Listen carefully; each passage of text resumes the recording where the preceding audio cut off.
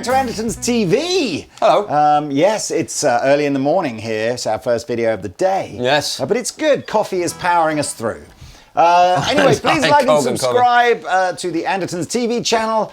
Hit that notification bell. Does that even exist anymore? Absolutely, absolutely. I don't watch YouTube. And you might win something. Details below. Right, today's video is talking about two beautiful new guitars from Paul Reed Smith, aka PRS, from Maryland. Finally. Maryland, yes. I would say finally this has happened. Finally. So back in, Paul Reed Smith started making guitars in 1985. He's obsessed. He's a legend with making guitars and discovering, what makes guitars good. And one of the people that he interviewed in his early days, or worked with and interviewed in his early days, was a chap called Ted McCarty. Ted is a legend of the guitar world. He's probably to Gibson what Leo Fender was to Fender. He was the VP of Gibson during their sort of golden era in the 50s and the 60s. With John is to Paul. Yes, his name is, I think, on the patents for Explorers and SGs, and even I thought Seth Lover had invented the humbucker, but apparently Ted McCarty's name's on that patent as well. Anyway, so Paul worked with Ted before he died, and in I think 1994, they did their first kind of collaborative design with the 594. Yeah. And we'll talk about why it's called a 594 in a minute. But was that a single cut or a double cut you think they did as the first one? The position of the switch wasn't here. I think it was more of a traditional style PRS, so probably in a double cut, but with like a McCarty flavour to it. Yeah. And then, I forget exactly when, I think it was much, more like 2015, something like that. They kind of released the proper McCarty model. So it's a Paul Reed Smith DNA guitar, but with a few tweaks, nodding towards that kind of classic 59 era single cut. You know what that is, right? Did we say these are the SE models? If people are going, wow, look at that, looks amazing. Yeah, absolutely. So you know what, Pete's completely right. We'll just fast forward. So the reason we're getting excited today is that the 594 is making its long overdue appearance in the SE range. Absolutely, it's very exciting. This is an American 594 that belongs to me. Yeah. So we thought we'd have this in the video to kind of show you. That's maybe a 2014 model. That's a 10 top. It says 16 on there. 2016 model, you're absolutely right. Anyway, and we thought, so actually, to be fair, I'm not 1,000,000% sure that this is indicative of what a 2023 USA one would be. I think it is. Beautiful. But the key difference is on a 594 to say something like a custom 24. Slightly thicker body shape, okay? So very much kind of reminiscent of, a sort of a 59 single cut vibe. Yes. 22 frets, sort of adjustable Tune-o-matic style tailpiece, but as Paul often does, he hasn't just bought off the shelf, Tune-o-matic tailpiece. Nope. He's redesigned his sort of PRS version of it. Vintage style tuners.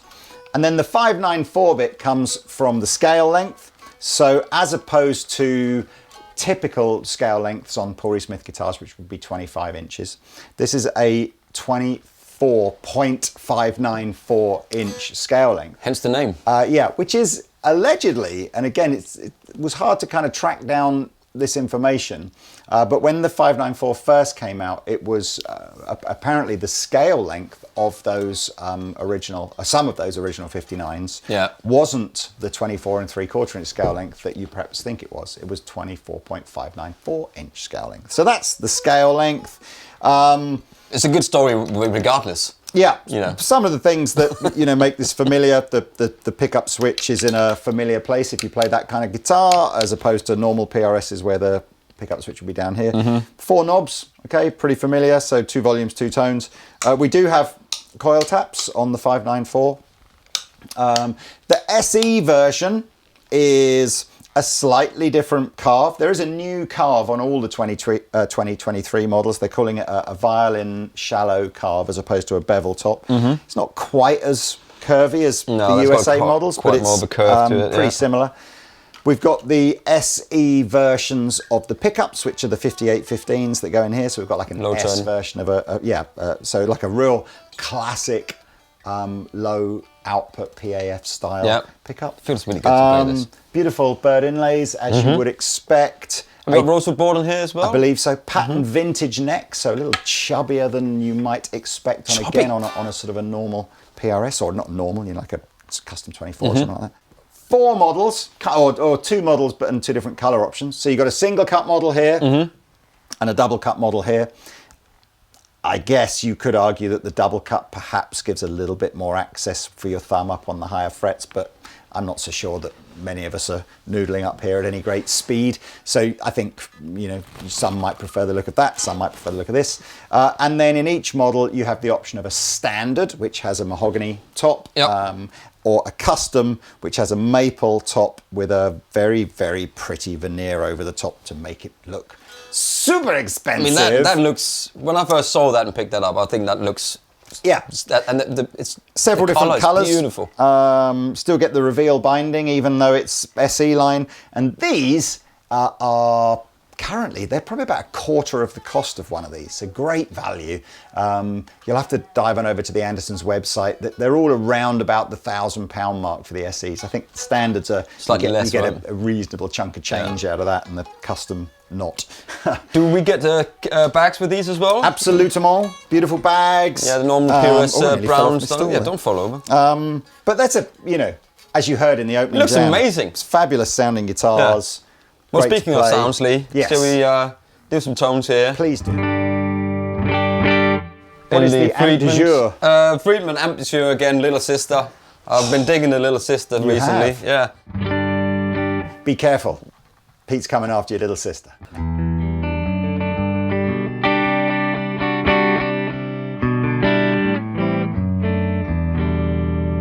I can split that.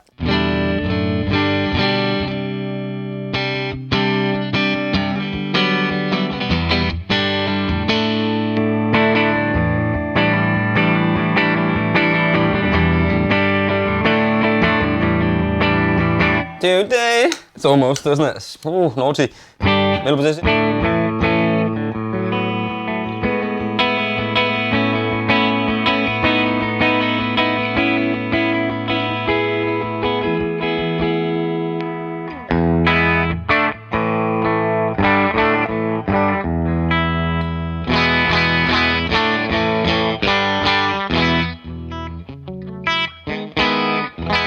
That's a good looking guitar, man. It's a good looking guitar. I'm just going to tune up because it's got fresh strings on it from where it was. I mean, I know the standard model is the plainer of the two and therefore, more affordable as well. But I like that. I really do. It kind of reminds me of like a wine red Les Paul Custom or something like that. It does. It was exactly what I was going to say. And I like it's got these little gold accents in here. The hybrid hardware. Yeah, I do feel if they would have gone the extra mile and unlike on yours and just put little gold things in there, how much extra that would have been. Oh, you mean, the little bobbins in I'm there. not even sure. So mine is my American one is a 10 top, which means you get the hybrid hardware on the 10 top. I think the regular McCarty sort of non-10 top has the plainer but hardware. Maybe they could put an extra £100 on it and then put all that stuff. Anyway, whatever. Let's. So I can be in the middle position. I can split either pickup, which is quite handy. Some tones. It's a bit of gain.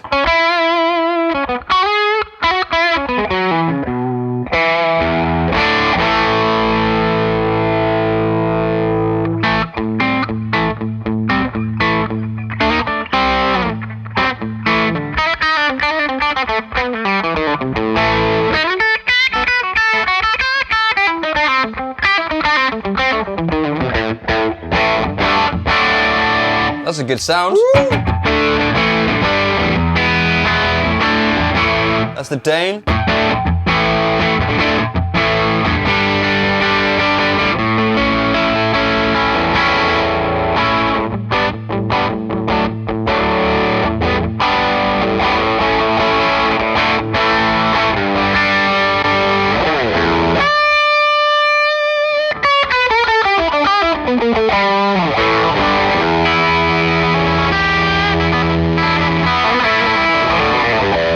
All the same blue slicks, but you know, that's what we play on. I should say at the moment, if you're... That sounds good, man. Although there never has been a 594 in the SE range before, I guess the closest guitars to these would have been something like an SE 245. Yeah. And the SE 245 is gone. So if you like, this kind of has replaced the SE 245. I believe even I believe every guitar in the Paul Reed Smith range that uses the 245 scale length, so which I think is might be the Zach Myers, maybe just the Zach Myers, I'm not sure, but is going over now to this scale length. But from what I understand anyway.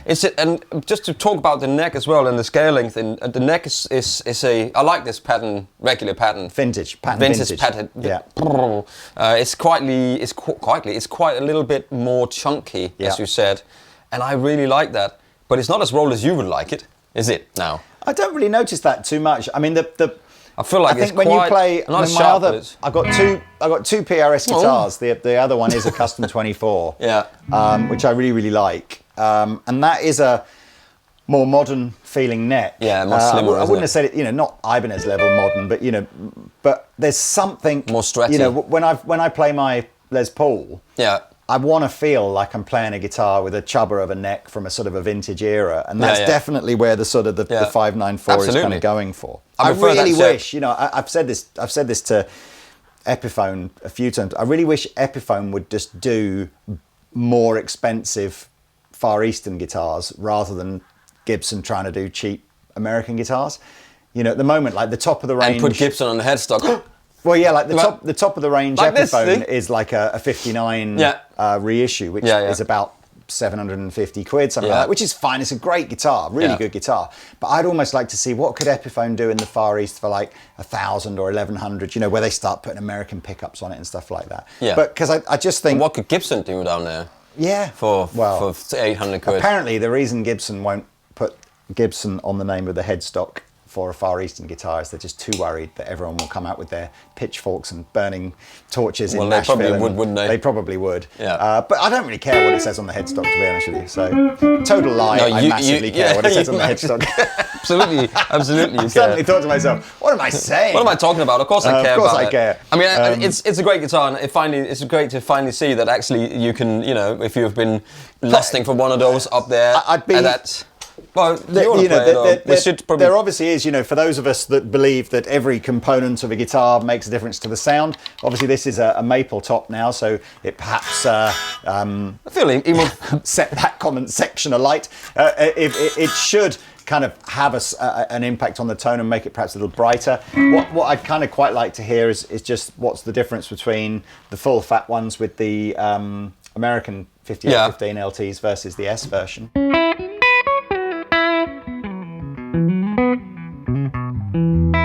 I feel like it's slightly brighter, but It's because it's psychosomatic. How you think it? Yeah, no.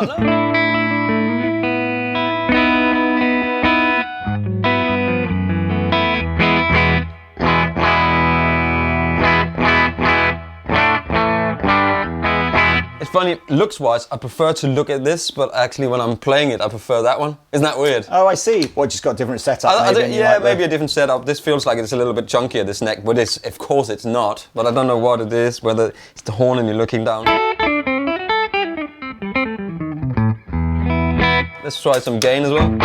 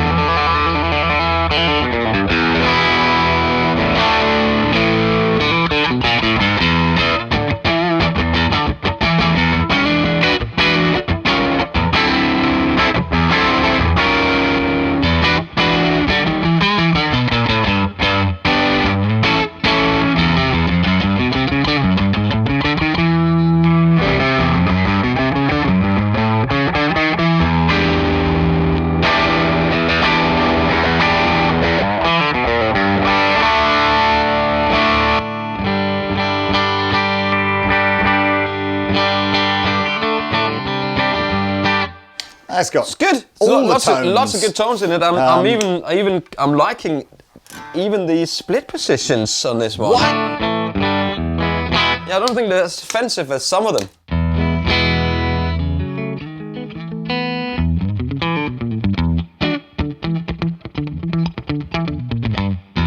Maybe quite a something nice has changed. bass end on the- Yeah. I mean, and look at this. This is definitely. I love this burst. Flip between these two. Or should we flip between these? No, These flip will be between flip these between- two. I mean, because these have both got maple tops on them. I see. I can't believe that, this little bit of wood here is making a material difference to the tone. I think this makes more difference that you're missing that bit here. Do you think it is? Yeah, I think that makes more. Maybe Oh, are you talking about the maple cap? I mean, maybe you're right. Maybe the vibration from the neck into the body is affected by the fact that there's more of the. I would think so. What do you think, Paul Reed Smith? I would think so. What do you think the difference between a single cut Well, if tone you and lick a somebody double up cut like the tone is? face, and when you're doing that with your tongue, or you're doing that with your tongue, it makes a difference, doesn't it? Or face or whatever. But of course it does make a difference. If you glue two things together, if you glue a tiny bit in, or you glue a massive bit in, of course it's gonna, No, that analogy makes more sense than licking someone's face. I will give you that. It's completely the same thing.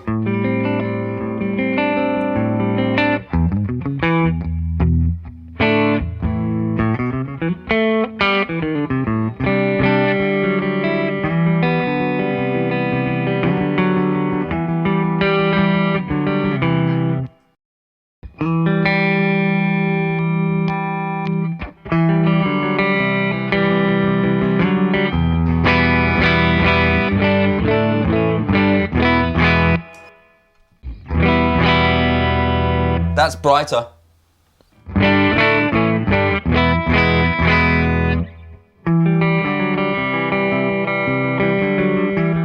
Okay, so you're gonna get this now. I'm gonna play just a couple of chords on the middle position, and then we're gonna swip over back and forth.